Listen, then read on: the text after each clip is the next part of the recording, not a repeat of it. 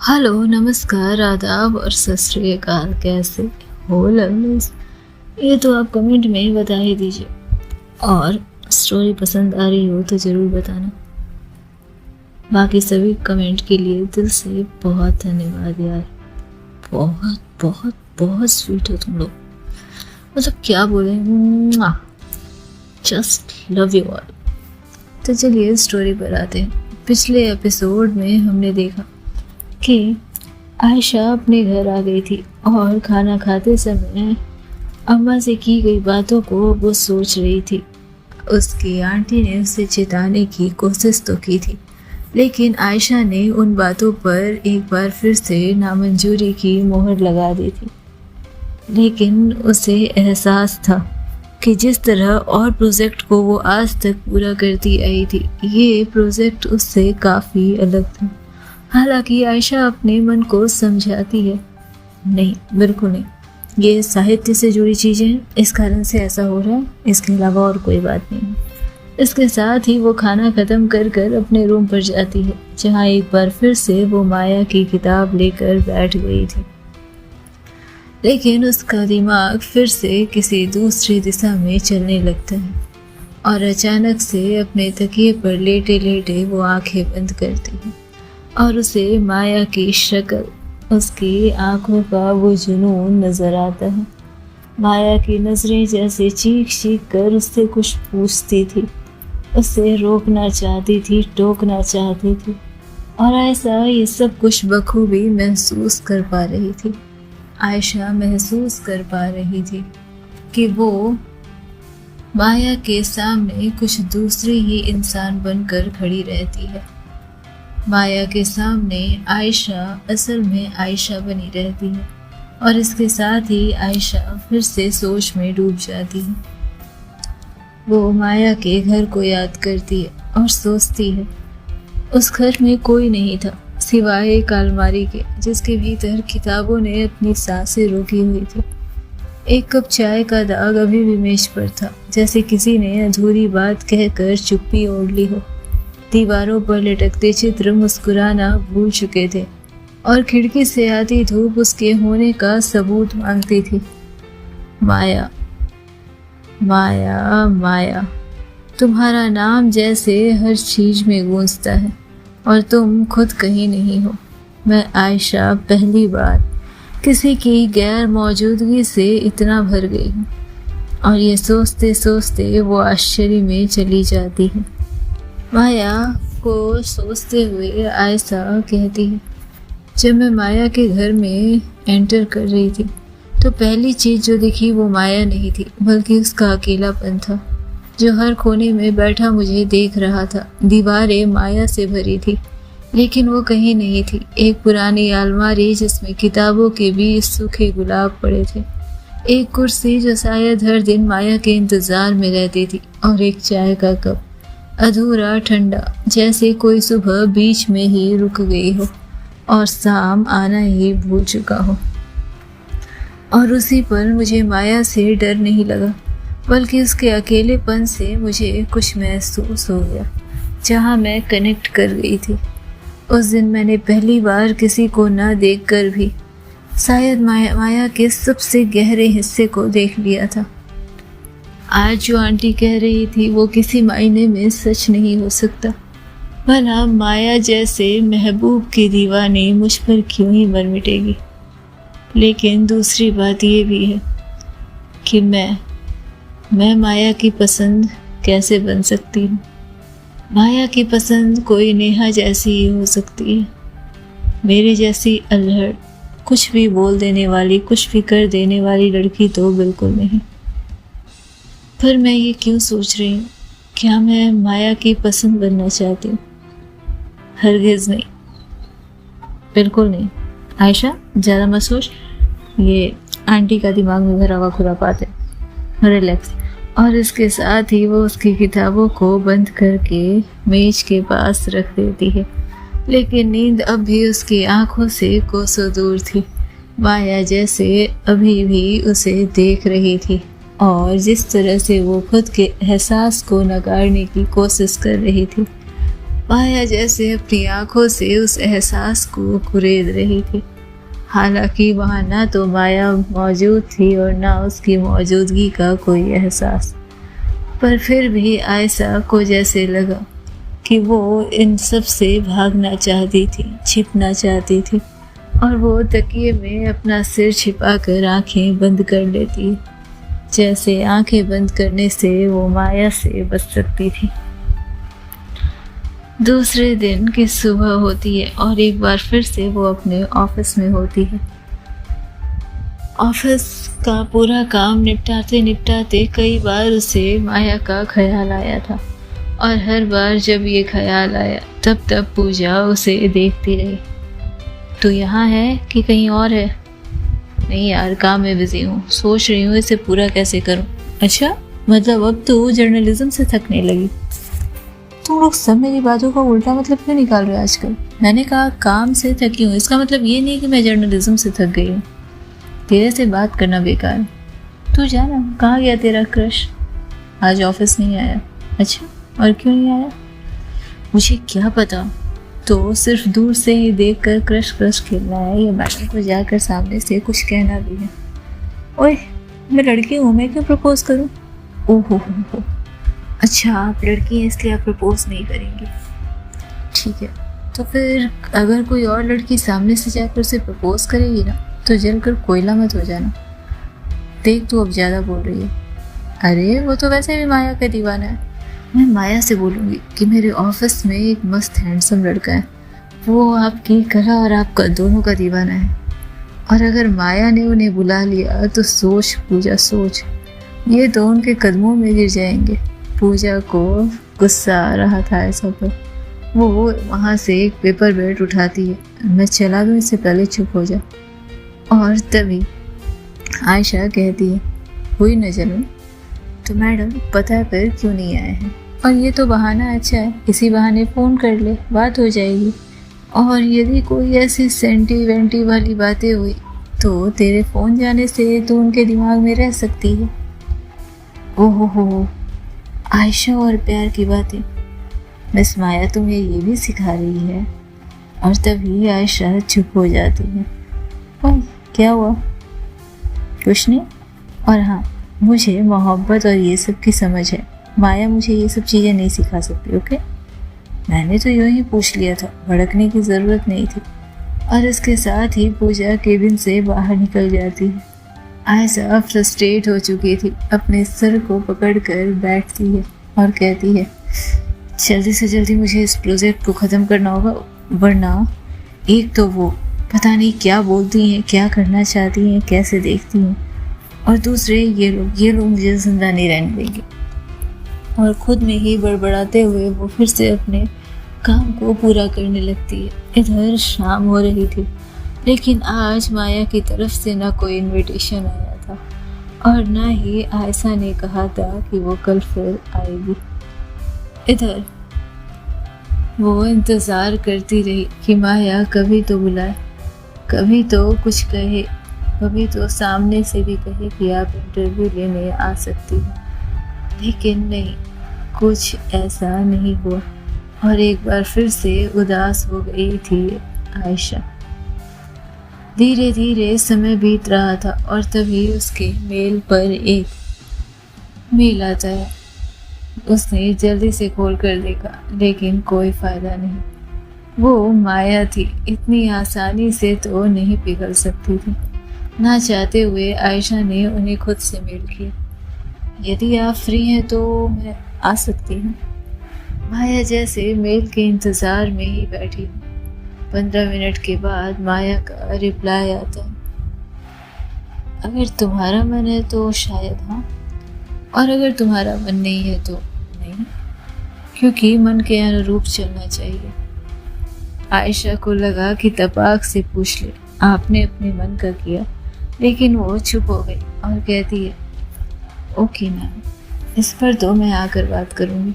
और वो खुश हो जाती है, तेज़ी से अपना काम ख़त्म कर फिर से ऑटो लेती है और पुरानी दिल्ली के ओल्ड चर्च रोड तक पहुंच जाती है।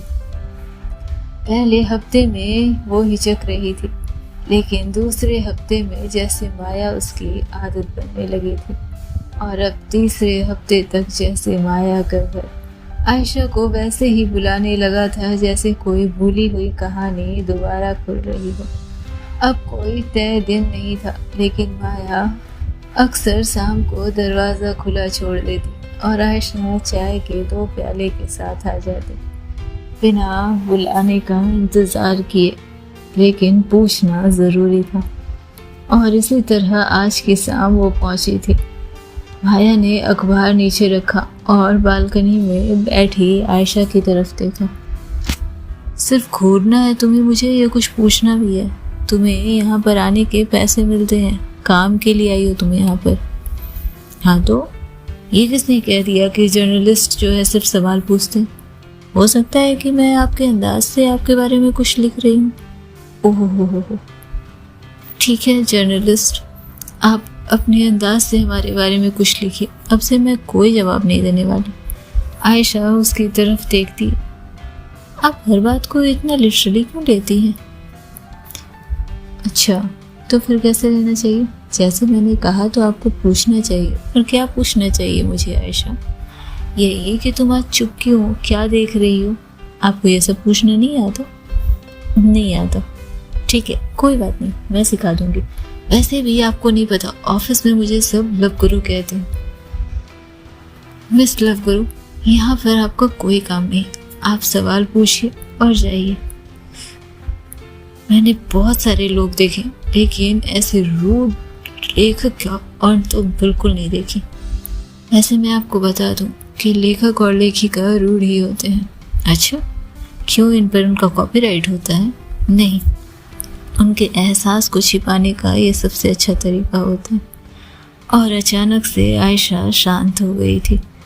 माया ने फिर से अखबार नीचे रखा और कहा, तुम्हें खामोशियाँ डराती है? आयशा ने चाय की चुस्की ली और बिना मुस्कुराए उसकी तरफ देखते हुए कहा, नहीं, जब कोई साथ हो तो खामोशी भी बातचीत बन जाती है। माया पहली बार थोड़ी देर तक उसकी तरफ देखती रही थी और अब उस आंखों की इंटेंसिटी से अनकंफर्टेबल हो रही थी। आयशा कहने को कुछ नहीं था, लेकिन आयशा की मौजूदगी जैसे किसी पुराने कमरे में खिड़की खोलने जैसी थी, जहां धूल तो थी पर धूप भी आ चुकी थी। कभी कभी आयशा माया के पुराने कविता संग्रह पढ़ती और बीच में पन्ने पलटते हुए किसी पंक्ति पर रुक जाती थी। आज ऐसी ही एक पंक्ति पर रुक गई थी वो। मैंने तुम्हें वहां भी पाया जहां तुमने खुद को भुला दिया था। उसने पढ़ा और माया की ओर देखा। ये नेहा के लिए लिखा था। माया का चेहरा एक पल के लिए बुझ गया, फिर उसने किताबें बंद कर दी। हर कविता किसी एक के लिए नहीं होती आयशा। कुछ दर्द साझा होते हैं, कुछ सिर्फ हमारे लिए होते हैं। और फिर माया झुझला कर उससे कहती है, तुम्हें अगर मेरी किताबों में ही सवाल ढूंढना था तो तुम उसे पढ़कर आती। तभी लाइट चली जाती है और इन्वर्टर शुरू से बैठा हुआ, ये इन्वर्टर हर बार मेरा साथ छोड़ देता है जैसे बाकी सब ने छोड़ा। आयशा हंसते हुए कहती है, शुक्र है मैं इन्वर्टर नहीं हूँ। और माया हल्का मुस्कुराती है, वो धीमी खोई हुई हंसी जो बहुत वक्त बाद बाहर आई थी। और इसके साथ ही आयशा उससे चंद सवाल करती है और फिर कहती है, तो रात हो गई है तो क्या मुझे जाना चाहिए?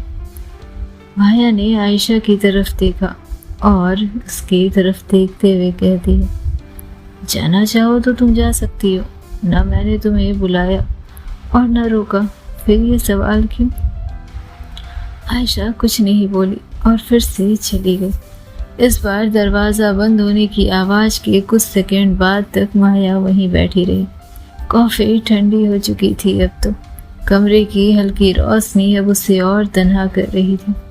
उसने धीरे से अपनी नोटबुक खोली, वही पुरानी जिसकी जिल्द अब उखड़ चुकी थी, और पेन उठाकर लिखना शुरू कर दिया। नेहा के बाद पहली बार किसी ने मुझसे मेरी खामोशी का नाम पूछा। आयशा की आंखों में एक अजीब सी बेचैनी है, जैसे वो समझना नहीं चाहती बल्कि कुछ महसूस करना चाहती है इस कमरे में। वो मेरी उन बातों में रुचि रखती है जिन्हें मैं नहीं कहती, और शायद उसी में मेरा डर भी छुपा हुआ है। मैंने सोचा था कि कोई मुझ तक दोबारा नहीं पहुंचेगा, लेकिन ये लड़की हर दिन मेरे दरवाजे पर एक नया सवाल लेकर आती है, और हर जवाब मुझे कहीं नेहा के पास ले जाता है। अगर ऐसा कुछ और पूछती रही तो शायद मैं फिर से लिखने लगूं, या फिर शायद मैं फिर से नेहा का नाम लेकर टूटने लगूं। आयशा अपने रूम पहुंच चुकी थी। खाना खाने के बाद वो अपने कमरे में जाती है। रात के 12:40 हो रहे थे। आज माया से सवाल पूछा मैंने, हिचकती रही, लेकिन थोड़ी देर में कबूल कर लिया कि वो नेहा से मोहब्बत करती है। ये 3 शब्द मैंने अपने रिकॉर्डिंग में दर्ज कर लिए, लेकिन मेरे दिल में जैसे किसी और चीज़ की गूंज थी। उसके जवाब में जितनी सच्चाई थी उतनी ही दर्द भी। क्या सच हमेशा दर्द के साथ आता है? माया की आंखों में खामोशी थी। वो सिर्फ एक भूल नहीं थी, वो इंतज़ार है, शायद जवाब का नहीं, किसी सवाल के दोबारा आने का। मैं क्या चाहती हूँ कि माया मुझ पर भरोसा करे। क्यों हर मुलाकात के बाद मेरा दिल थोड़ा भारी हो जाता है? क्या सिर्फ ये कहानी है, या कुछ और, कुछ ऐसा जिसे मैं खुद से भी नहीं पूछना चाहती?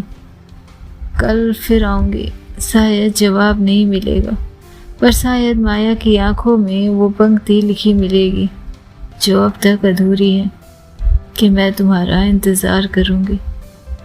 आयशा खुद से ही सोचती है, आखिर क्यों मैं चाहती हूँ कि माया मेरा इंतज़ार करे?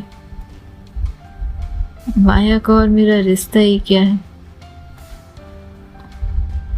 अचानक से वो अपने रूम की खिड़की के पास खड़ी थी। बाहर की ठंडी हवा चेहरे को सहला रही थी, लेकिन मन में बेचैनी पनप रही थी।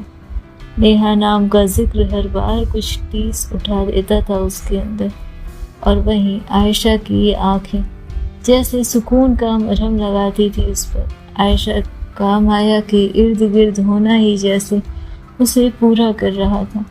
वो खुलना चाहती थी माया के सामने, और देखना चाहती थी कि किस तरह की औरत है माया। क्या रही होगी वो नेहा से मिलने से पहले, और क्या बन बैठी है नेहा के मिलने के बाद।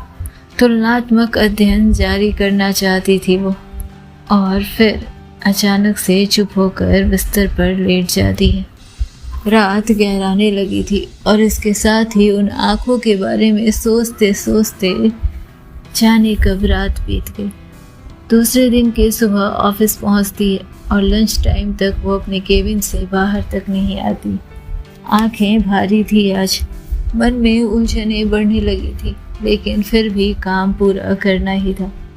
कैफे में बैठे ये सभी दोस्त एक दूसरे से बात कर रहे थे। तभी पूजा कहती है, तू अब सीरियस है ना? माया के साथ ये सब बस क्यूरियोसिटी नहीं लगती तेरे लिए? आयशा चुप रहती है। तभी दीप कहता है, तेरी आंखों में वही ठहराव है जो तू उसकी किताबों में ढूंढती है।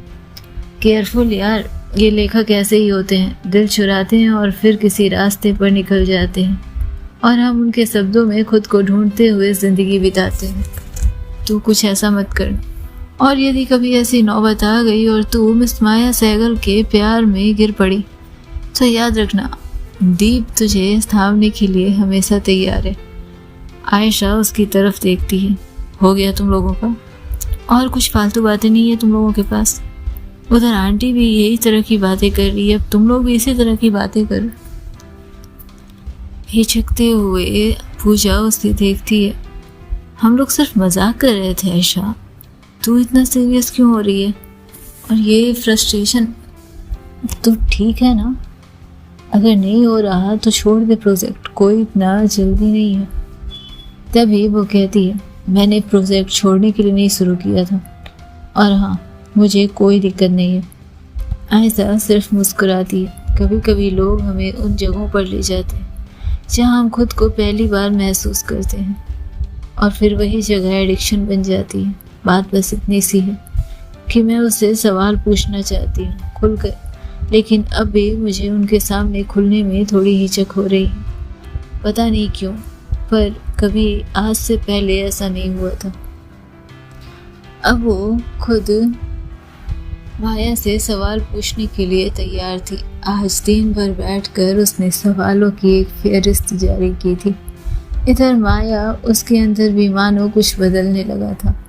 उसका वो बोझिल सा कमरा अब थोड़ा चमकने लगा था। अब वो खुद चाय बनाकर लाती। कभी वो आयशा से कहती, आज कुछ पूछना मत, सिर्फ बैठो।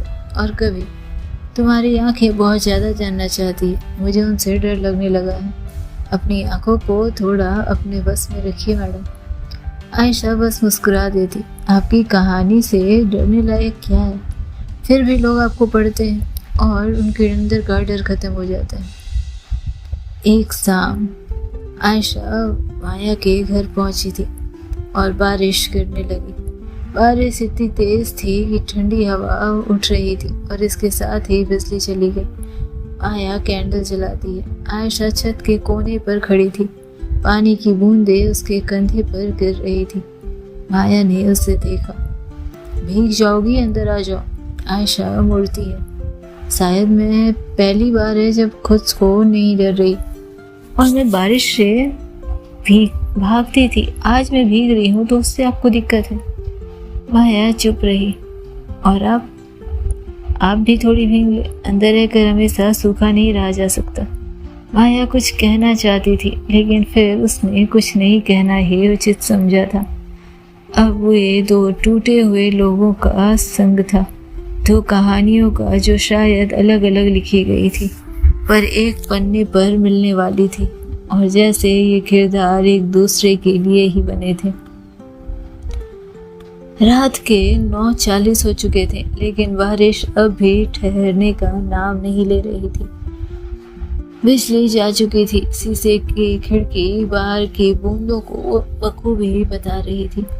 माया मोमबत्ती जलाए खड़ी और आयशा दरवाजे तक पहुंच चुकी थी। छाता हाथ में था, लेकिन दिल में कोई हिचक। माया ने धीरे से कहा, घर जाने में लेट हो जाएगा आपको। आप मुझे इतनी रात में घर जाने कह रही हैं? मैं तुम्हें इतनी रात में अपने घर में रुकने देने वाली भी नहीं। आप इंसान है कि पत्थर? और अचानक से माया मुस्कुरा देती।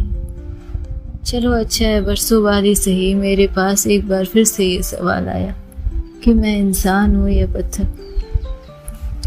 लेकिन जैसे ही बारिश थमती है तुम्हें निकल जाना चाहिए।